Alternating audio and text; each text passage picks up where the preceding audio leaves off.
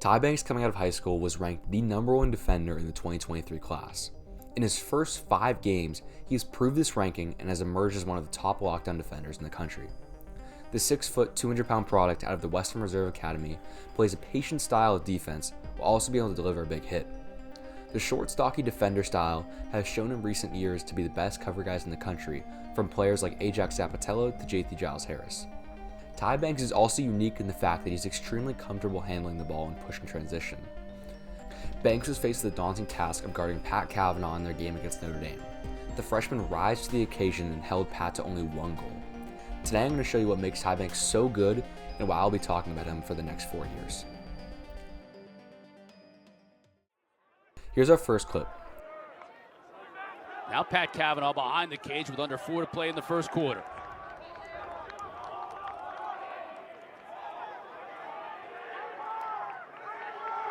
Like he and Taylor might work a 2-man game. Taylor sets a pick, defender slips it. While this coverage looks simple and maybe even easy, there's a lot of things going on that Ty Banks does here.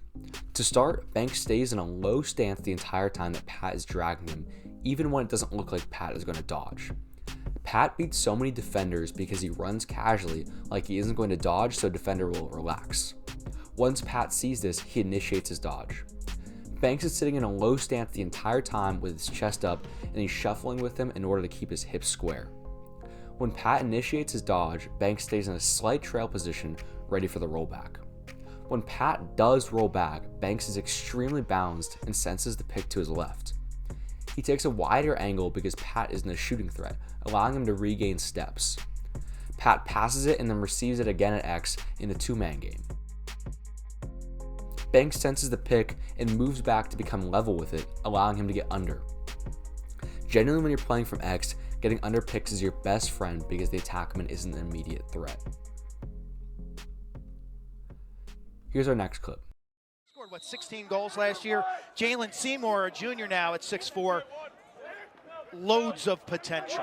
I mean, 26 and white. He's on the cusp of being great. Kavanagh slide had to come, and it does brilliantly. Ty Banks, the freshman. Again, we have a 2-man game at X. Banks knows Pat isn't the shooting threat, so he plays a softer coverage. This gives him more time to react and deal with the pick. Banks immediately gets under the pick and does an amazing job of playing Pat. While it may seem small, this position is one of the hardest as a pull. To start, your man is in front of the pick, so you don't have as much vision, and you're thinking not just about your coverage, but also about the pick in front of you. So when Pat throws this hesitation move behind the pick, it's extremely impressive that it doesn't fool Banks. The D-mid still switches, which probably isn't the best call, but I like that it was decisive. This gives Pat a short stick matchup at X, and Banks is now the hot slide.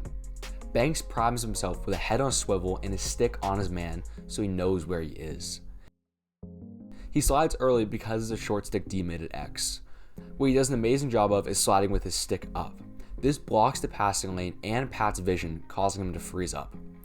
Also, when your stick is up, you're able to hammer down for a check like Banks does here and blows Pat up. Here's our next coverage. First and foremost, we'll see Notre Dame on offense. Pat Kavanagh looking to get free. Banks wins this matchup from the start by the way he lines up. Watch how he squares up with Pat on the wing with his inside foot matching Pat's outside shoulder. This allows him to force the alley while also keeping his hips square. Additionally, watch how Banks takes small shuffles when he's adjusting his positioning. Defenders that make big movements are susceptible to getting beat because they take so much time between each movement that it gives the attackman space to dodge. Pat dodges completely upfield, which is much different than taking top side. When a dodger takes that much of an upfield angle, you shouldn't try to force them back down the alley.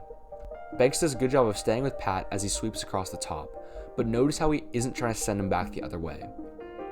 Even in the V-hold, he's only applying light pressure. At the middle of the field, you should be playing square and letting your dodger choose a side and then funnel them down that alley. When Pat does roll back, watch how Banks only throws a couple of slap checks to let Pat know he's there, but the checks aren't slowing him down. Too many defenders will throw a bunch of slaps and lose their positioning here. We'll finish up with an off-ball clip. From up top, 15 seconds. Inside. Banks with a nice job. We got a loose ball hole. It's going to go. As Dobson dodges, watch how Banks has his stick to the inside helping in. As soon as the ball moves, he snaps back to Pat as he receives the ball. Banks immediately creates contact and sees that he has adjacent help.